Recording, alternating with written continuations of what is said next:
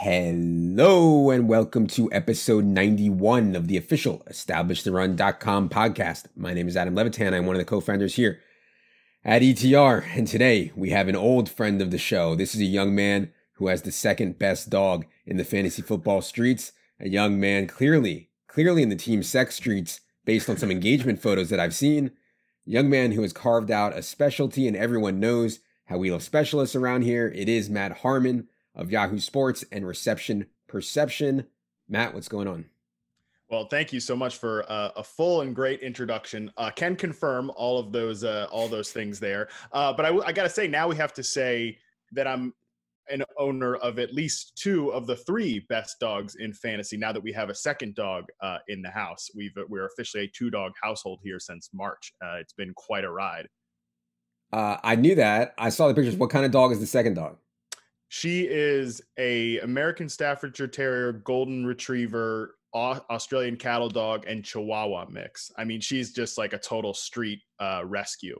We got her back in March. Very rewarding. I've never experienced like quite, having the rescue dog that's very troubled past. I mean, she was like abused, left out in the streets, all kinds of stuff. So it's been a lot of work, but she's like just the most perfect dog I think I've ever met. She's very calm, very sweet, and she's been a good partner for Chuck. Yeah, wow. Yeah, good for you, man. And I've talked about this before in the solo pod. In theory, I want to adopt all the dogs as well. In practicality, my germophobia does not allow me to, come in and pick up dogs that I don't know where they started from. So anyways, that's for another time. What we're going to do today is talk through some tricky wide receivers, maybe some guys that Evan and I have disagreed on, or we've disagreed on versus the consensus. And we're going to try to figure it out with Matt, who I think is one of the premier specialists when it comes to evaluating wide receiver play that we have in the fantasy space. Before we get to those wide receivers, I wanted to remind everyone that our draft kit has literally everything you could possibly need to win your draft. We're updating it every day to stay up to date with the news. And it's just $34.99. It comes with a $25 coupon to use in any FFPC league. It's so absurdly cheap. I am still tilted about how cheap it is. But anyways, let's get into it. Before we get into it, the players, Matt, I want to ask about the process. I know some people know, some people don't. Tell the people what the reception perception process is. Yeah, so reception perception is the methodology that I developed over 6 years ago now. And I have data from the last 6 NFL seasons, so 2014 to 2019. And essentially what I'm trying to do is isolate wide receiver play from all the other factors, because everybody that follows the sport closely knows wide receivers have to have so many other things go right outside of their own control in order to accrue production, put up fantasy points and get targets and everything that we want. But really, I think the only thing that the wide receiver can control is how often do they go out there and run good routes, get separation, get open. And I think and I think reception perception has shown that over the years, we've seen that guys who finish over the 80th percentile are extremely likely to finish with a 1,000-yard season at some point in their career. I believe that I have over 250 players logged.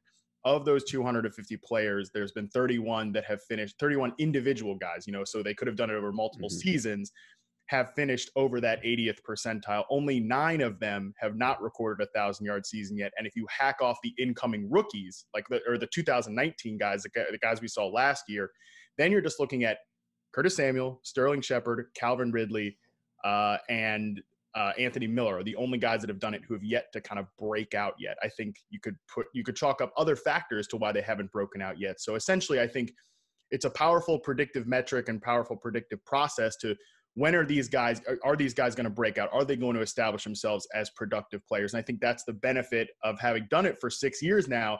I know what the data is telling me now much more than I did 3 years ago or something when we did this pod together, Adam. So it's been a fun process, and I think I'm more bullish on it than ever is what I should say after doing it for 6 years, seeing what it does tell us and what it doesn't tell us, and how it does effectively isolate wide receiver play from everything else that goes on around them.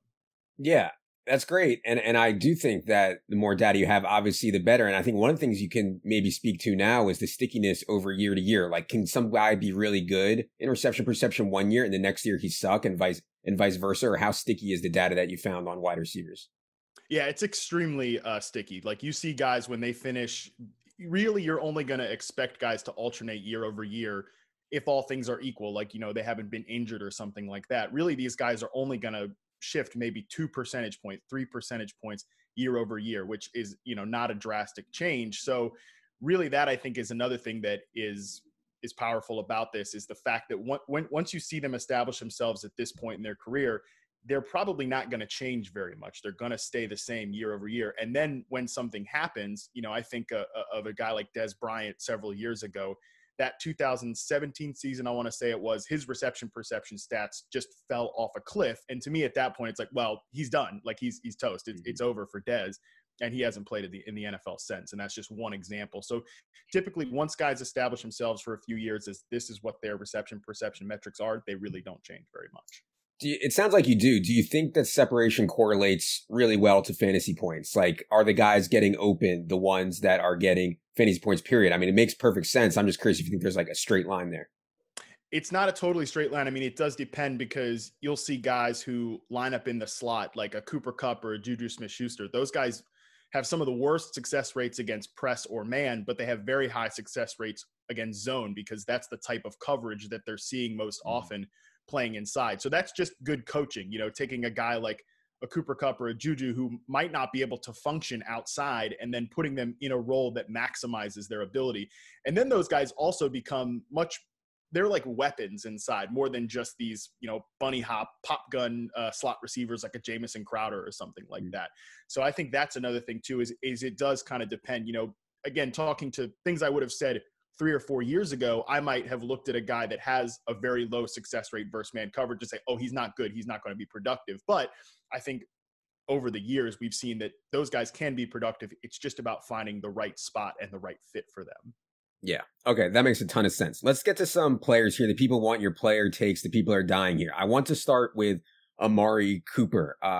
We are above market by a pretty significant amount on Amari Cooper, and I want to be high on the Dallas offense. Obviously, I think Amari Cooper is a very good player. You can either confirm or deny that. My concern is, how does a player who I think is this good not show up so often? I mean, Amari Cooper, 4 games under 7 DraftKings points last year. 5 his games last year were under 10 DraftKings points. Like, it's pretty hard on DraftKings with full PPR, bonuses, whatever, to score that low.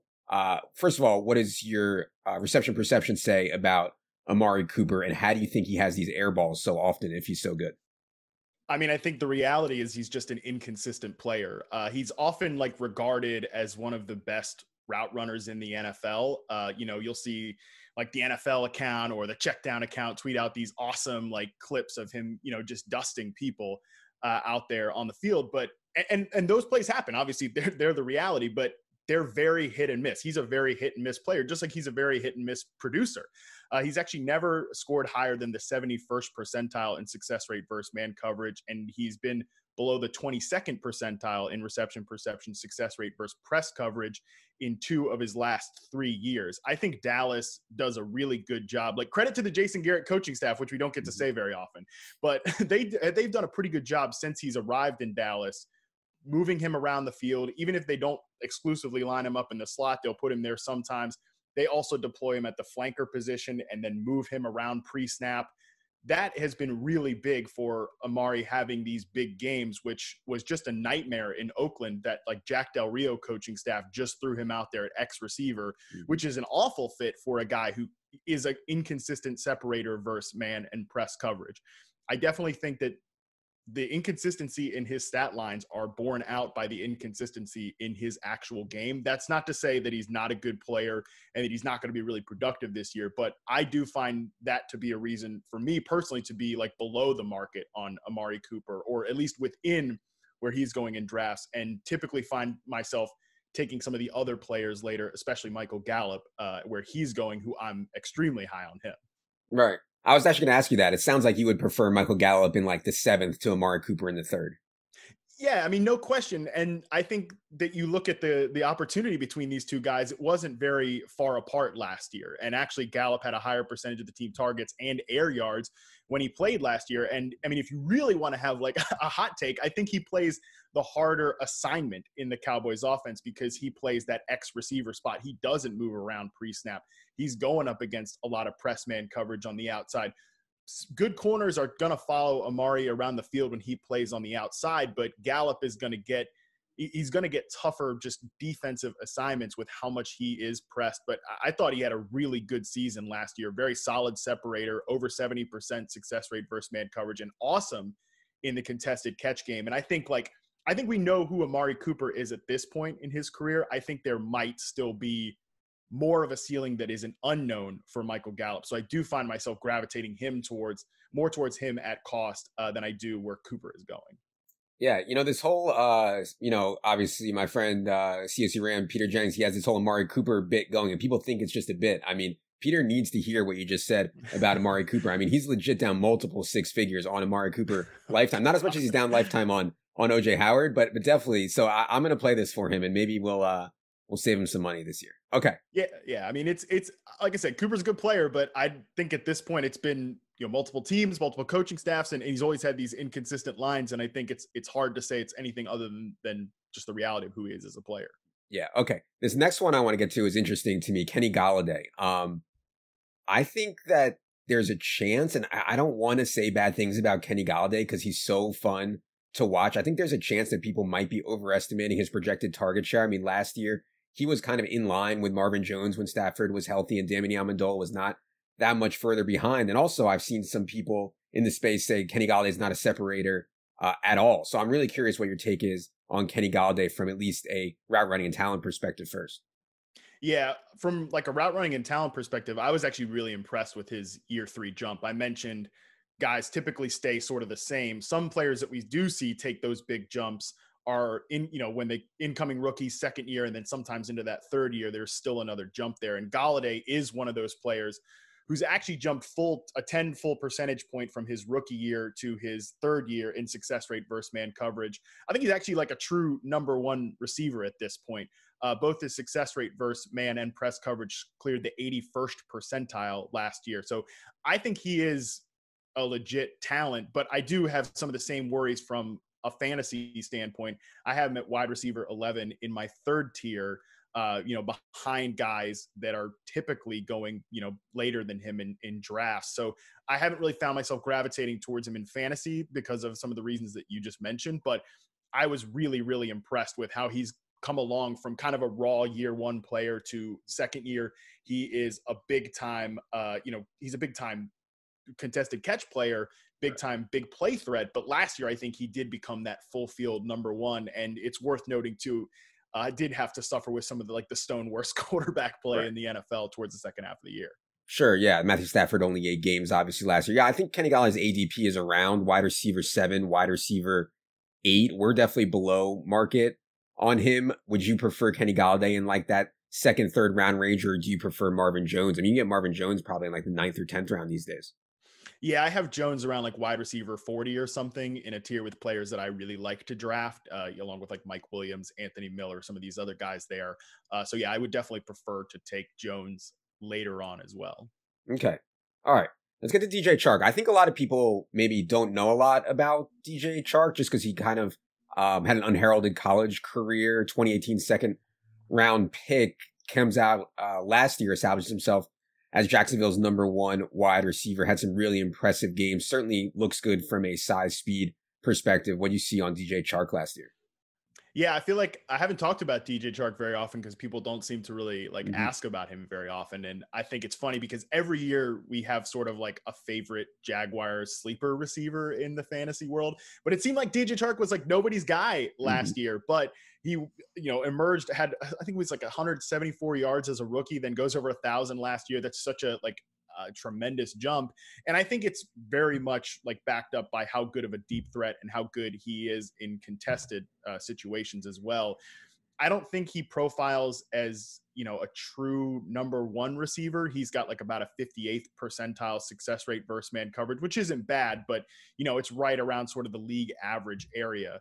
But at the same time, I think there's still room for growth there. So I do think Chark is like a fine, mid-round sort of pick, but I've gravitated towards other guys more. Not like anything to do with just where he is as a player. It's more just questions about the offense and stuff like that. But it was definitely, a huge jump that he deserves a lot of credit for. Yeah, for sure. And I think one of the arguments that people make for DJ Chark is, hey, Jacksonville's going to be arguably the worst in the league. Gardner Minshew is capable of making these kind of broken plays, and that's going to work well for DJ Chark. I think we're projecting kind of a lot there. I certainly prefer Terry McLaurin to DJ Oh yeah. Chark, and I know they go in the same range, and I know you do as well. And we can talk about Terry McLaurin a little bit later. All right, I would be remiss if I didn't ask you about Will Fuller. Uh, Forget about the injuries for a second. I don't want to hear about the injury stuff. Is Will Fuller good enough to soak up more target share than he was getting? In other words, we know DeAndre Hopkins is vacated. There are certain guys who can only play kind of this lid lifter, deep threat role. Can Will Fuller play more of a foundational role in this offense? Do you think he's good enough to do so? Oh, yeah, for sure. I mean, he's one of these guys, like first glance in reception perception, he's not going to show up super well because he runs those vertical routes, which inherently across the league average, the farther you go down the field, the lower the success rates are. So his success rate versus man impressed, like from a raw standpoint, is not that great. But if you really start to parse things out, he has one of the best scores on the 9 route, one of the best scores on the corner route, of course, those deep vertical patterns. But look a little bit further, he actually has some of the best scores on the curl route, on the flat route, some of those routes that you just need to run to put up basic production. I think the one thing that I definitely think the targets are coming for Fuller, but the one thing that does kind of give me, one pause on Fuller this year, and I'm at wide receiver 30. I think you really should be targeting him aggressively. DeAndre Hopkins was one of, in reception perception over the last few years, one of the most highly covered double coverage players, Mm-hmm. a guy that really demanded that extra defensive attention, which just made Will Fuller just running wild on the other side because it's such a bind for a defense to be in. Do you dictate extra attention to this elite number one receiver over here, or do you double cover the vertical threat that can kill you for like 200 yards, 2 touchdowns at any time?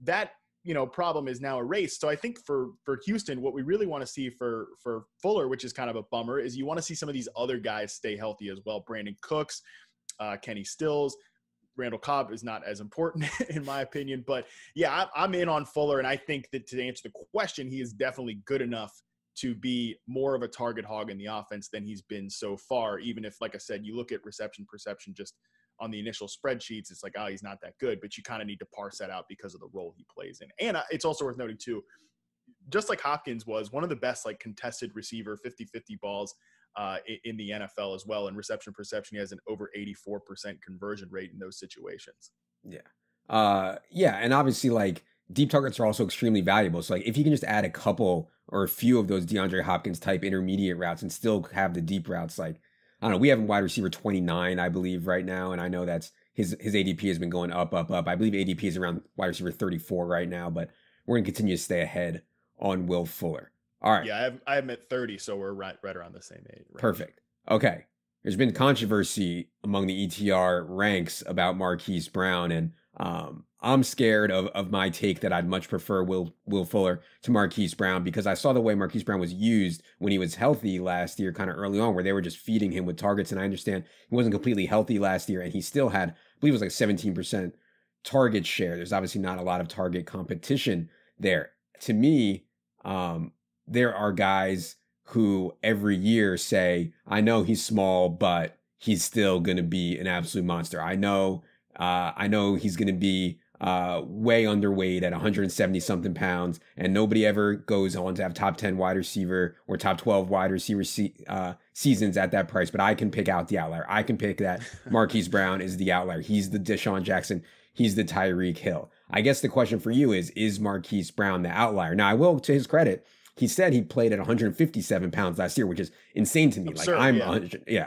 Now he says he's 180 pounds, and everybody's in the best shape of their life, blah blah blah. But he says he's up to 180 now, which would be pretty big for a guy at his stature. But anyways, I've gone on too long. We need your take on Marquise Brown. Yeah, when I talked to, just on the weight thing, when I talked to Marquise Brown before the 2019 draft, he said that his playing weight, target wise, is like 175 pounds. And at that point, I mean, if he's bigger than that at this point, that's good. Mm-hmm. It's just worth noting he probably lost all that weight last year because he didn't get to work out at all in the lead up to the draft. So when he weighs at the combine, it's such a small number. That was one thing that he hammered home when we talked before the draft, like I mentioned. I have Marquise Brown, wide receiver 29, atop my tier 5, right there with Will Fuller. So I think those guys have very similar outlooks this year. But I love Marquise Brown from a player perspective. I do think he's going to be that outlier. I mean, because he's not just that great vertical threat. He is, to me, a full field route runner. 83rd percentile success rate versus man coverage. Only fell below the average success rate on one route, which was the comeback route last year. And again, this is all while he wasn't fully healthy. I think there's still some development left in his game for sure, but I can't stop myself from drafting a guy that I think has a superstar outlook while he's playing in a great offense attached to the MVP, a quarterback, and not a lot of target competition, like you mentioned. So Brown is one of the guys that I don't want to leave a fantasy draft without this year. And I'm very confident that he can become that Tyreek Hill type of player as he continues to develop. Yeah. I just want to let you know that the graveyard is just littered with people who thought they could, who thought they could identify the outliers. It's absolutely littered. I mean, I was told Tavon Austin was the next Deshaun Jackson and all this, you know what I mean? And I'm not comparing. But I mean, Tavon Austin can't play. Like he can't run. He can't actually like run routes like a guy like Marquise Brown does, which I think that was the reason that Tyreek Hill, like to, do a little reception perception pat on the back here. That was like in Tyreek Hill's rookie year, when you went back and looked at him, people were saying like, oh, he's like a Cordero Patterson, Tavon Austin gadget guy. But when you did look at his reception perception, he was up there above that 80th percentile against man coverage, against press coverage. Actually, I mean, I think he's going to be Tyreek Hill is a better player than I think Marquise Brown is going to be, because he's better against press. He's better in contested situations. But I think this is why I do reception perception, is to try to find these outliers. So I agree with you. Like, there are plenty of speed guys that have not been good, consistent separators. JJ Nelson was one that the 49ers just signed. Just because you're fast doesn't mean you can get open. And there's a lot of other technical details that go into it. And I think Brown has always been one of those technicians. And I think that's only going to continue to show itself more this year. All right. We shall see on Marquise Brown. I will say I do like the way that they used him. If you go back and you watch how they actually use Marquise Brown, it's really encouraging. They're not telling him to just run up the sideline. You know what I mean? Like, they're using him in a lot of different ways, and that's at least encouraging to me for sure. Okay.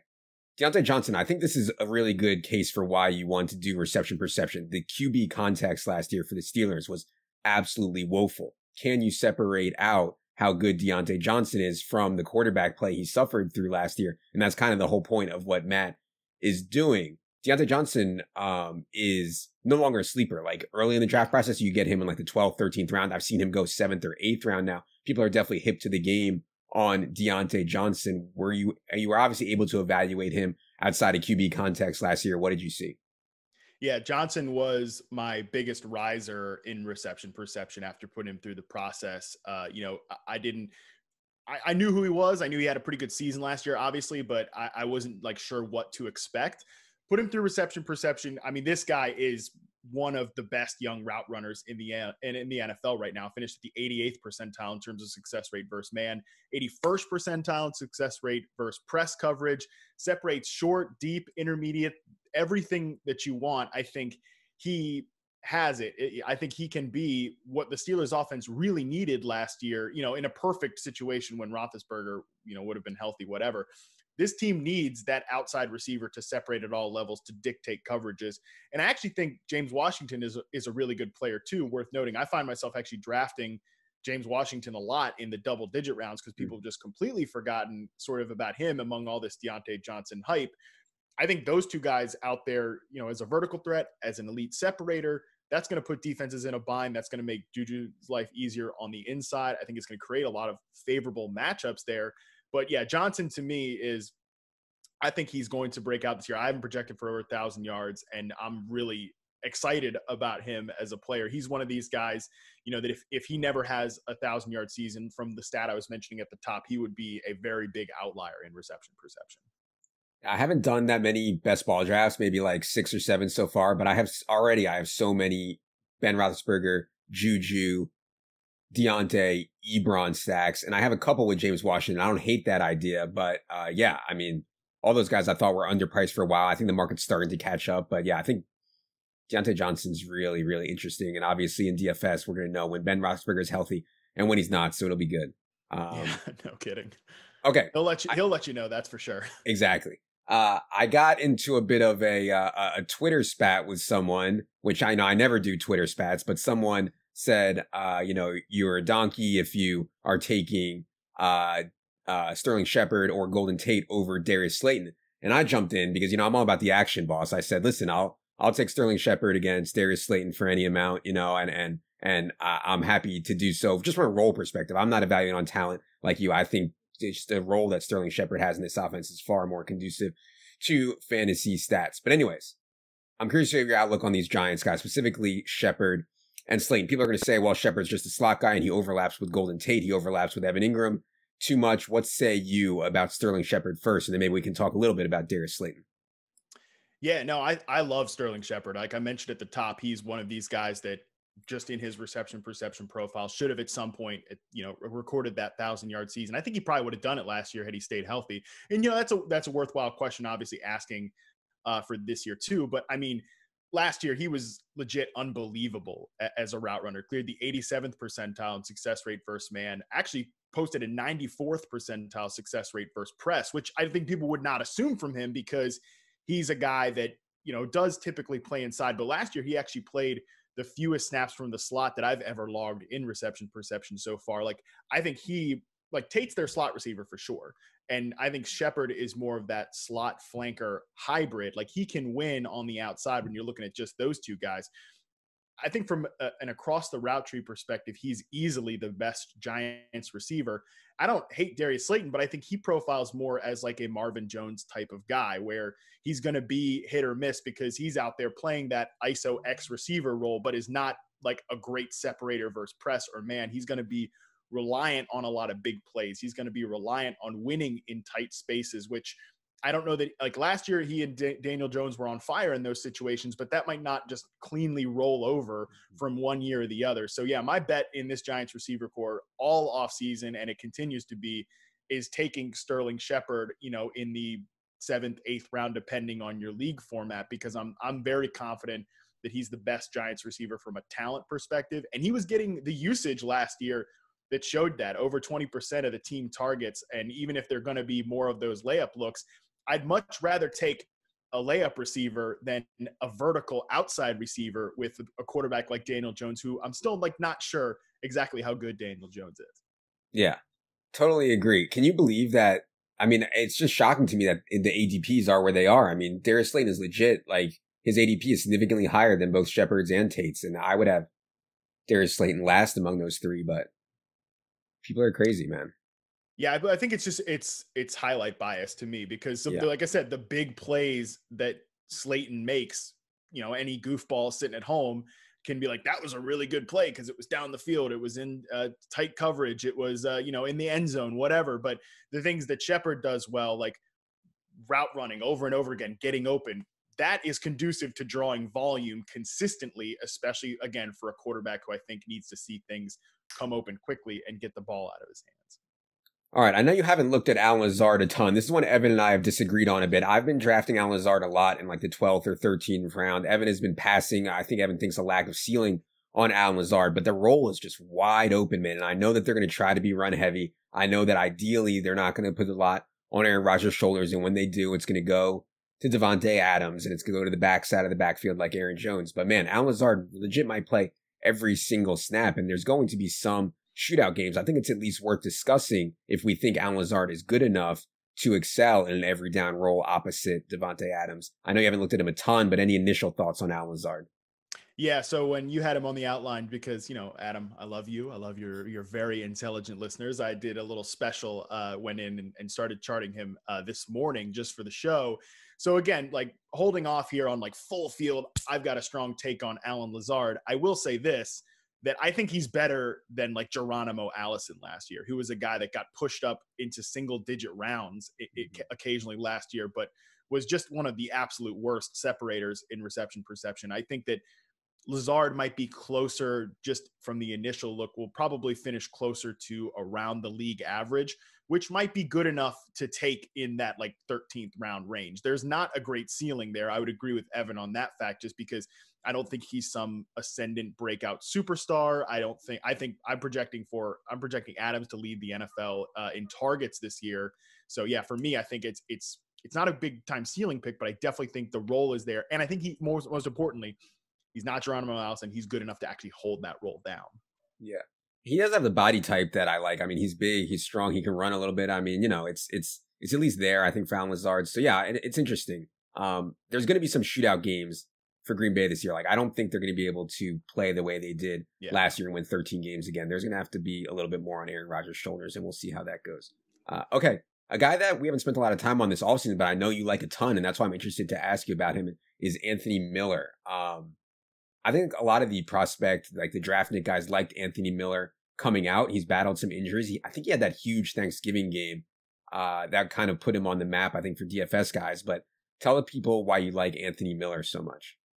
Yeah, I was one of the people that really liked Anthony Miller coming out of college. I actually comped him to like a Doug Baldwin type of player, you know, a guy who can play, is going to play inside, but isn't just that Jamison Crowder. Sorry, I keep throwing dirt on Jamison Crowder here, but, you know, isn't like one of these pop gun slot receivers, because he can actually get vertical. He can actually separate versus a variety of different coverages. And most importantly, win in tight spaces, which is why you saw him be a really big red zone threat in his rookie year, which was carrying over from being a big time touchdown scorer as a collegiate player.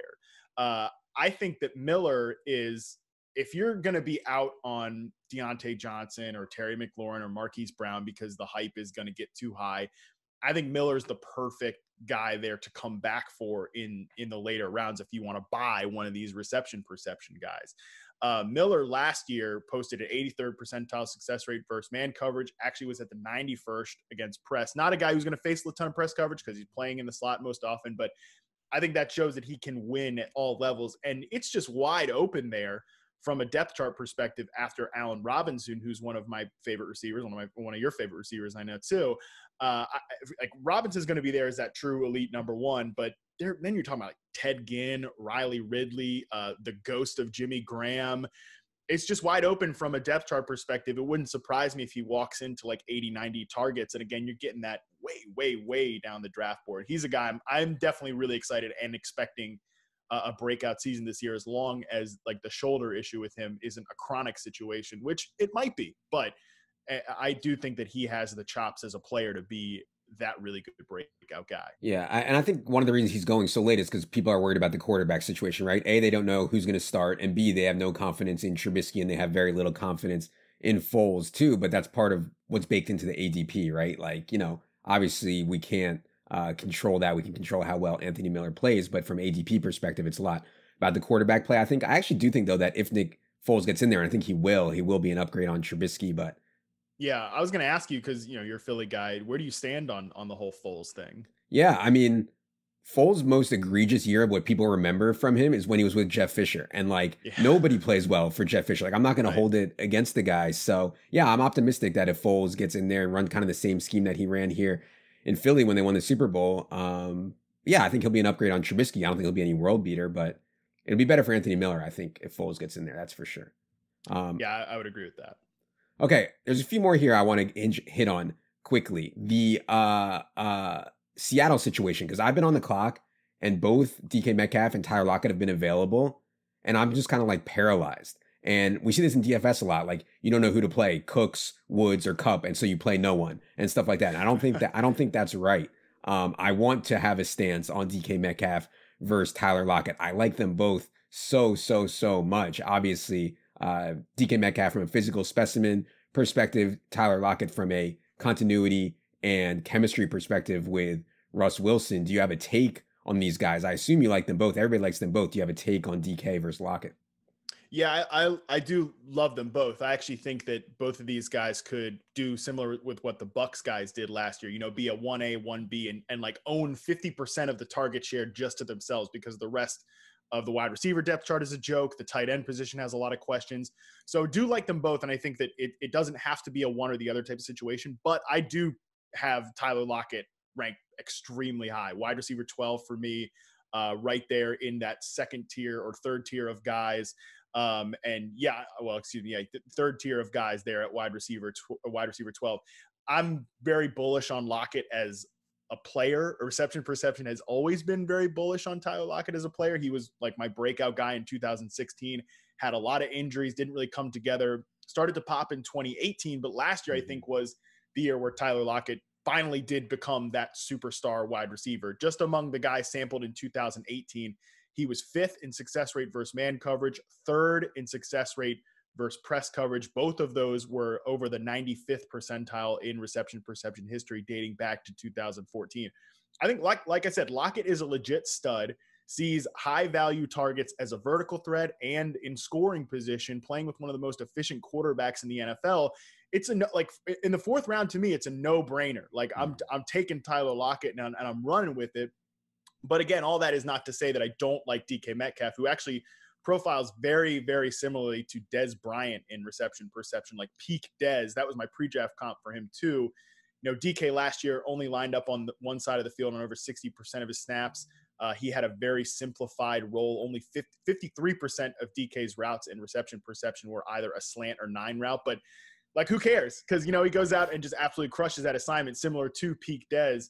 Dez finished at the 95th percentile in success rate versus press in 2014, and 50% of his routes that year were slant, 9, or post. So I see those guys as being really similar players long term.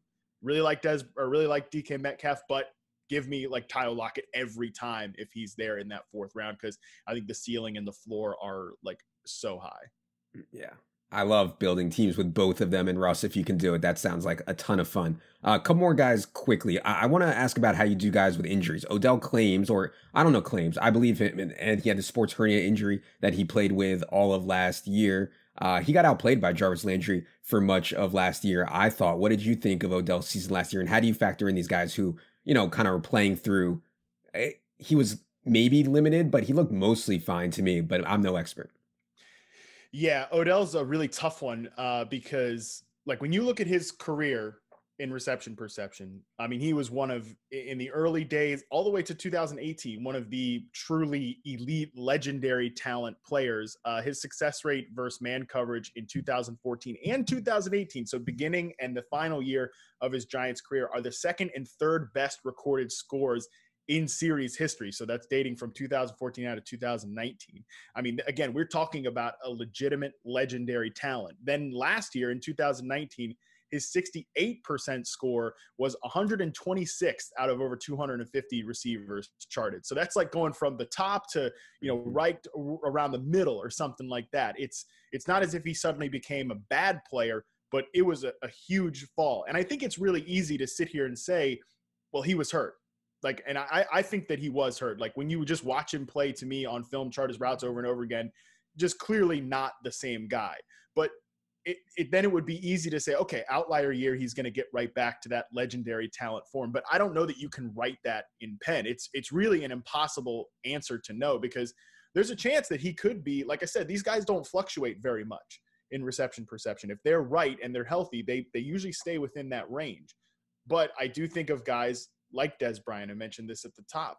He suddenly fell off and it was just over for Dez. I don't think it's going to be over for Odell, but I think even if you're like me and you're optimistic, I have him at wide receiver 8, wide receiver 9. I think he is going to bounce back to that top level form, but you would be a complete idiot to not at least account for the fact that this might be sort of the new reality for Odell. Not that he's going to be hurt every year, but that he is lost a step because of just a mounting number of lower body injuries. So, like I said, one of the best players ever in reception perception coming to an average year, my first instinct is to say he's going to bounce back. And I think that's where I stand this year. I'm going to keep that candle lit for at least one more year.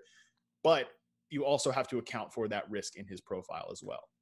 You could also say positives for Odell: coaching regime change. I thought coaching last year was really poor, and they're going to institute more play action, which I think will fit with Odell really well. And also you can say offensive line improvement and significant offensive line improvement, which I think will help Baker for sure. So yeah, I think there's a lot working in Odell's favor as like kind of a bounce back for sure. And yeah, hopefully he's healthy too, because I do like him as like a 3rd, 4th round bounce back kind of player. And sometimes you can get him there.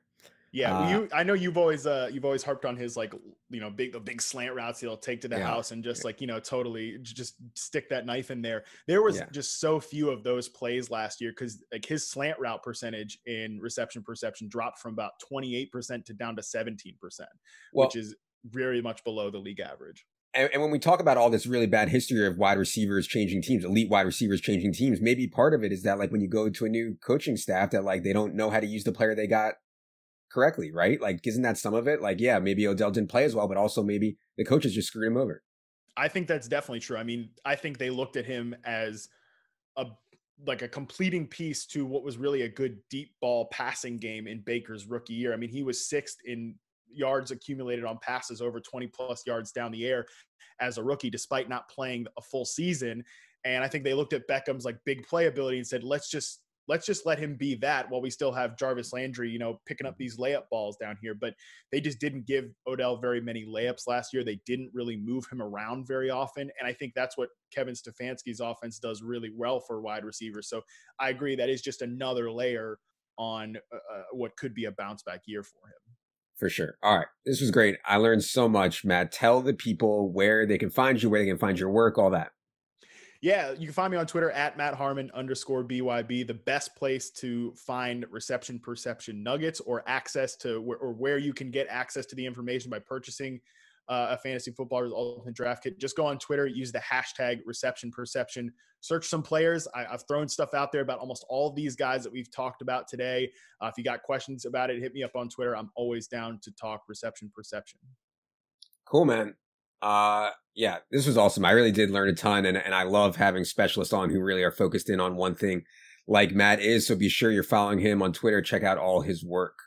We will be back later this week with some more position by position breakdowns and some more outlooks, trying to get Master of Math Mike Leone on to join me and Evan as well. So stay tuned for that. So for producer Luke, for Matt, for Matt's dogs, I am Adam. Good luck, everybody.